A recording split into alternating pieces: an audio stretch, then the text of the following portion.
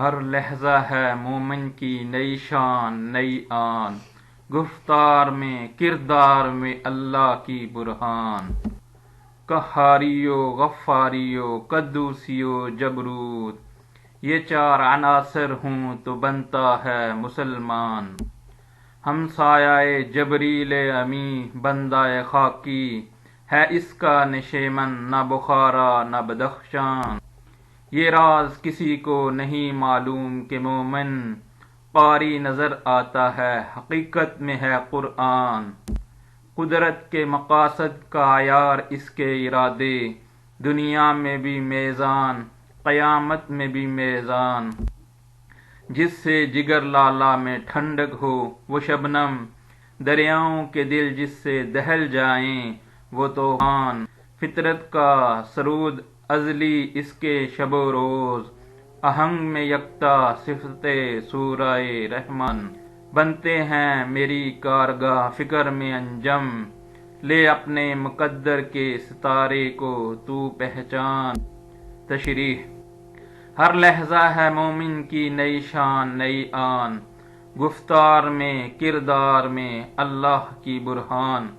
مرد مسلمان چونکہ صفات ایزدی کا حامل ہوتا ہے، اس لیے وہ بھی ہر لمحہ ایک نئی شان، ایک نئے شکوہ اور ایک نئے اکرام کی صورت میں جلوہ فروز ہوتا ہے، اور ہر لمحہ تقوی اور پاکیزگی میں ترقی کرتا رہتا ہے، ایک حالت پر قانع نہیں رہتا۔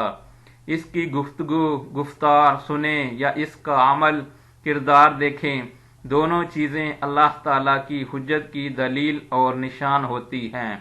وہ اپنے اقوال و اعمال سے اللہ اور کلام اللہ کی حقانیت کے دلائل پیش کرتا رہتا ہے۔ اس کے اقوال و اعمال کو دیکھ کر دنیا اللہ کی ہستی پر ایمان لاتی ہے۔ اس کی مثال ہندوستان کے صوفیہ اکرام کی زندگیوں کے مطالعہ سے بخوبی مل سکتی ہے، چنانچہ ان کی صحبت کے اثر سے ہزاروں بلکہ لاکھوں غیر مسلم اللہ تعالیٰ پر ایمان لے آئے۔ قہاریو غفاریو قدوسیو جبروت، یہ چار عناصر ہوں تو بنتا ہے مسلمان۔ ایک مرد مسلمان میں چار عناصر کا ہونا ضروری ہے۔ پہلا عنصر قہاری کا، یعنی اس میں ایسی ہیبت ایسی قوت ہوتی ہے کہ مخالف لرز اٹھتا ہے۔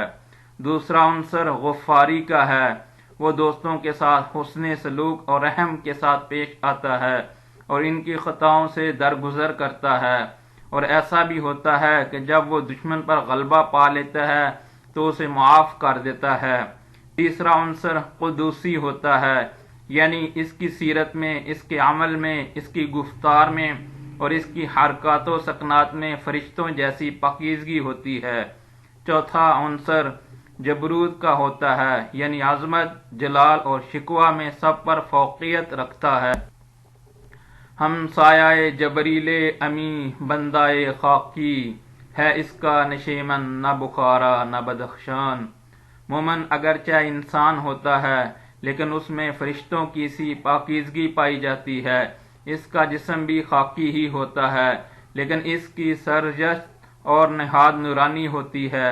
وہ اپنے باطن کی صفائی اور پاکیزگی کی وجہ سے جبریل امین کا ہمسایہ ہوتا ہے، یعنی خدا کا قرب حاصل کر کے زندگی بسر کرتا ہے۔ اسے نسلی وطنیت سے کوئی سروکار نہیں ہوتا۔ وہ خود کو بدخشانی یا بخاری وطنیت کی حدودوں میں محدود نہیں کرتا، یعنی اپنی قومیت کی بنیاد جغرافیائی وطنیت پر نہیں رکھتا بلکہ ایمانی اور روحانی وطنیت پر رکھتا ہے۔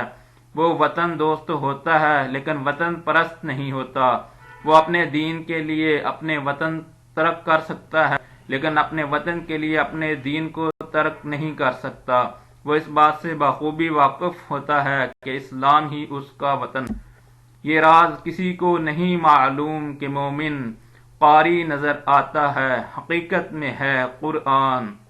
دنیا والے بہت کم ایسے ہوں گے جو اس راز کو جانتے ہوں گے کہ مومن بظاہر تو قرآن پڑھتا ہوا نظر آتا ہے لیکن حقیقت میں وہ خود قرآن ہوتا ہے، کیونکہ وہ قرآن کو صرف پڑھنا ہی نہیں بلکہ اس کے حرف حرف پر عمل کر کے اس کا آئینہ دار ہو جاتا ہے، چونکہ یعنی اس کی پوری زندگی قرآن کے سانچے میں ڈلی ہوئی ہوتی ہے، اس لیے وہ خود چلتا پھرتا قرآن بن جاتا ہے۔ قدرت کے مقاصد کا عیار اس کے ارادے، دنیا میں بھی میزان، قیامت میں بھی میزان۔ قدرت کیا چاہتی ہے، اس بات کا جواب مومن کے ارادوں سے مل سکتا ہے۔ قدرت جس امر کا تقاضا کرتی ہے، مومن اس عمل کی صورت میں دے دیتا ہے۔ مومن اللہ تعالیٰ کی منشا کے مطابق اس دنیا میں قانون نافذ کرتا ہے۔ مسلمان حکمران اس دنیا میں بھی انصاف کرتا ہے اور قیامت کے روز بھی انصاف کرتا ہے، یعنی دنیا میں بھی نیکی اور بدی میں تفریق کرتا ہے اور انصاف والا پکارا جائے گا۔ وہ دنیا میں بھی اور قیامت میں بھی خدا کے میزان قیامت کے روز وہی نیک و بد میں تفریق کا معیار ٹھہرے گا۔ جس سے جگر لالا میں ٹھنڈک ہو وہ شبنم، دریاؤں کے دل جس سے دہل جائیں وہ طوفان۔ مومن زخمیوں، مسکینوں اور غمزدوں کے حق میں مؤنث اور ہمدرد ہوتا ہے، اور ظالموں اور زبردستوں کے حق میں طوفان اور بلائے درماں ہوتا ہے۔ مرد مسلمان غم بٹانے والا وہ ہے جو سوختہ دلوں اور جلے ہوئے جگر والوں کے لیے، یعنی مصیبت زدوں اور دکھیوں کے لیے ایسی ٹھنڈک بنتا ہے جیسی ٹھنڈک گلے لالا کے سوختہ جگر کو صبح کی شبنم پہنچاتی ہے۔ اس کا یہ مطلب بھی ہے کہ مومن اپنے مسلمان بھائیوں کے لیے رحم دل اور نرم دل ہوتا ہے۔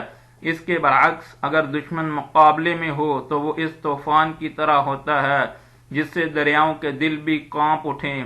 مراد یہ ہے کہ وہ دشمنوں سے اپنے پورے قہر، جبروت اور طاقت سے نمٹتا ہے۔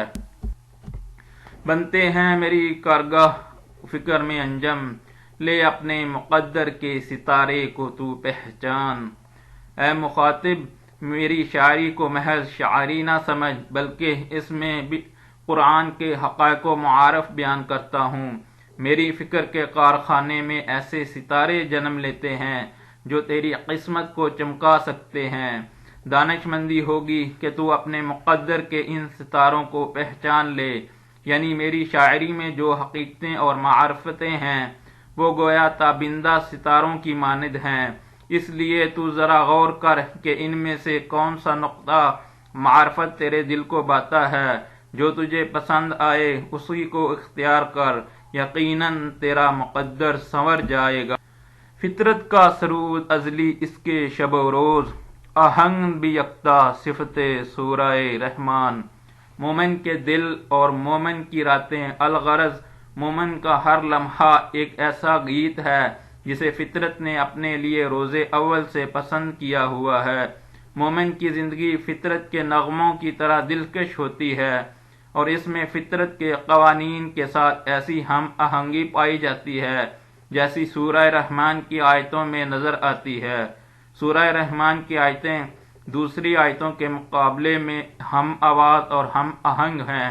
جس طرح سورہ رحمان اپنی صفت کے اعتبار سے واحد اور بے مثل ہے، اسی طرح مرد مسلمان بھی قدرت کی منشا کی ہم آوازی کے لحاظ سے جملہ انسانوں میں منفرد، واحد اور بے مثل ہوتا ہے۔